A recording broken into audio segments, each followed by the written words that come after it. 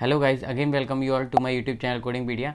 Guys फिर से हाजिर हूँ आपके सामने एक और इम्पॉर्टेंट वीडियो के साथ में, जहाँ पे हम बात करेंगे अपने इंटरव्यू क्वेश्चंस की। ठीक है, ये जो रहने वाला है वो हमारा पार्ट 2 रहने वाला है। यहाँ पे भी हम देखेंगे कौन कौन से इंपॉर्टेंट क्वेश्चंस हैं जो कि आपको पता होना चाहिए इंटरव्यू से पहले। ठीक है, बेसिक चीज़ें क्या है गाइस, आपको अपना इंट्रोडक्शन बहुत अच्छे से आना चाहिए कि आप कैसे रिप्रेजेंट करोगे, आपको ये पता होना चाहिए। ठीक है, वो आपसे पूछ सकते हैं कि कोडिंग आपने क्यों चूज़ किया, आपको ये सब पता होना चाहिए। आप एक एक एडवांटेज या दो दो एडवांटेज पता करके चलोगे कि अपना मेडिकल कोडिंग के क्या क्या एडवांटेजेस होते हैं। ठीक है, उसके साथ में क्या है, आपको जैसा मैंने पिछली वीडियो में बताया था, आज भी बता रहा हूँ कि आप कोई भी एक system like digestive system, like अपना सर्कुलेटरी सिस्टम, लाइक अपना रेस्पिरेटरी सिस्टम, किसी भी एक सिस्टम को बहुत अच्छे से प्रिपेयर कर लो। वो 110% आपसे कोई भी एक सिस्टम एक्सप्लेन करने को बोलते हैं। ठीक है, अगर आप ईएनएम रिलेटेड इंटरव्यू देने वाले हो तो आप ईएनएम की जो चैप्टर की गाइडलाइंस है उनको बहुत अच्छे से पढ़ लो। ठीक है, लेटेस्ट गाइडलाइन क्या है वो आपको पता होना चाहिए। ठीक है, अगर आप मान लो एससीसी का इंटरव्यू देने वाले हो तो आपको चैप्टर स्पेसिफिक आईसीडी की जो गाइडलाइंस हैं वो बहुत अच्छे से आनी चाहिए,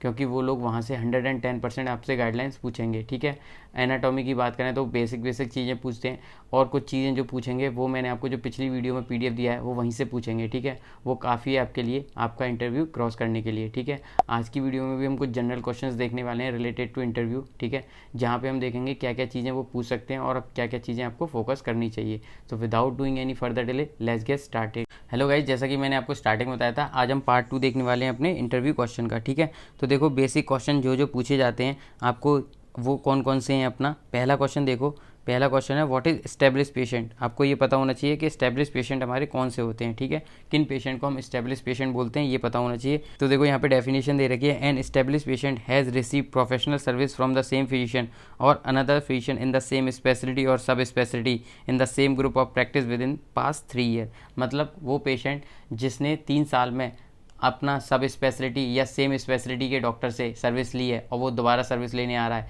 तो उसको हम बोलते हैं अपना एस्टेब्लिश पेशेंट। ठीक है, अब बात करते हैं न्यू पेशेंट कौन से होते हैं। तो गाइज ये भी मैं आपको लास्ट वीडियो में बता चुका हूँ ईएनएम की, कि अपना new patient versus establish patient में क्या डिफरेंस होता है। ठीक है, तो ये बेसिक क्वेश्चन है जो कि आपको पता होना चाहिए।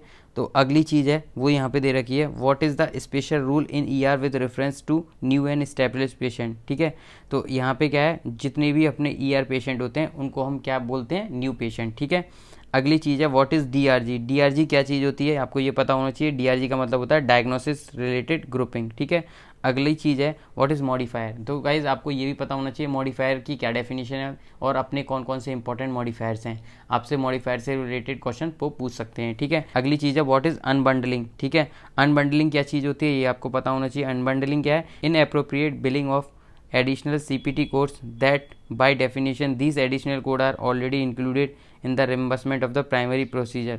ठीक है, तो उसको हम क्या बोलते हैं, अनबंडलिंग। ठीक है, what does CPT stands for. CPT की क्या फुल फॉर्म होती है, सीपीटी होता है current procedure terminology.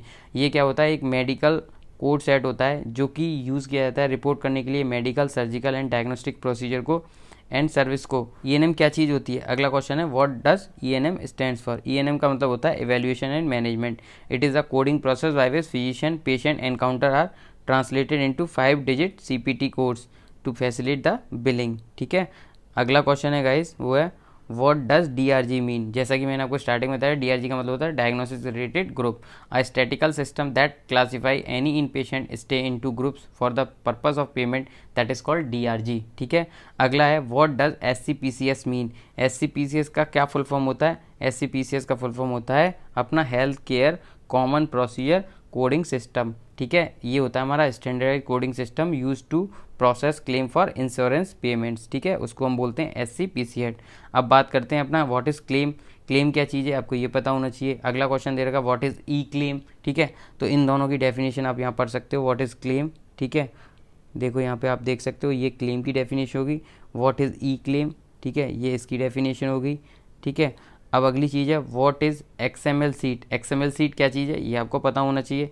XML seat का मतलब क्या होता है, एक्सटेंसिबल मार्कअप लैंग्वेज। ठीक है, और ये अपनी ऐसी मार्कअप लैंग्वेज है जो डिफाइन करती है सेट ऑफ रूल्स को, किसके, encoding documents in a format which is both human readable and machine readable. ठीक है गाइस, तो ये होता है हमारा एक्सएमएल सीट। ठीक है, what type of claims are there, ठीक है, आपको ये पता होना चाहिए। अब कुछ चीज़ें हैं जिनका आपको फुल फॉर्म पता होना चाहिए। ओपी का मतलब होता है आउट पेशेंट, आईपी का मतलब होता है इन पेशेंट, डीसी का मतलब होता है डे केस, डीएल का मतलब होता है डेंटल, पीएच का मतलब होता है फार्मेसी। अगला क्वेश्चन है व्हाट इज टीपीए। टीपीए का मतलब होता है थर्ड पार्टी एडमिनिस्ट्रेटर, ठीक है, वो एक ऐसा पर्सन होता है, ऑर्गेनाइजेशन होता है that process claim and perform other administrative services in accordance with the service contract usually in the field of employ benefits, ठीक है, ये होता है अपना टीपीए। अगली चीज़ है व्हाट इज पीबीएम। पीबीएम क्या चीज़ होता है गाइस? पीबीएम का मतलब होता है फार्मेसी बेनिफिट मैनेजमेंट। अगला क्वेश्चन है व्हाट इज इंश्योरेंस ऑथराइजेशन, ये आपको पता होना चाहिए, ठीक है।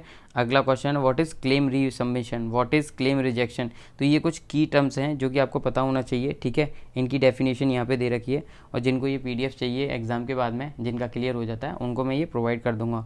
हु इज पेयर, पेयर क्या चीज़ है ये आपको पता होना चाहिए। अगला क्वेश्चन है how we are receiving RA. RA का मतलब होता है गाइस रेमिटेंस एडवाइस। तो हम आरए कैसे रिसीव करते हैं? थ्रू HAAD पोस्ट ऑफिस, ठीक है, इन XML फॉर्मेट, ठीक है। अगला क्वेश्चन है how we are submitting our resubmission files.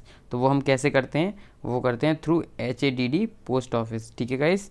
What type of resubmission are there, तो पता होना चाहिए। पहला करेक्शन, इंटरनल कंप्लेंट, लीगेसी, ठीक है। टीपी हम पढ़ चुके हैं। वो हु इज़ बेनिफिशियरी क्या चीज़ है आपको ये पता होना चाहिए। हु इज़ प्रोवाइडर क्या है ये आपको पता होना चाहिए। ये कुछ की टर्म्स और हैं जो कि आपको पता होना चाहिए। ये पीडीएफ मैं आपको प्रोवाइड कर दूंगा आपके CPC एग्ज़ाम क्रॉस होने के बाद में, ठीक है।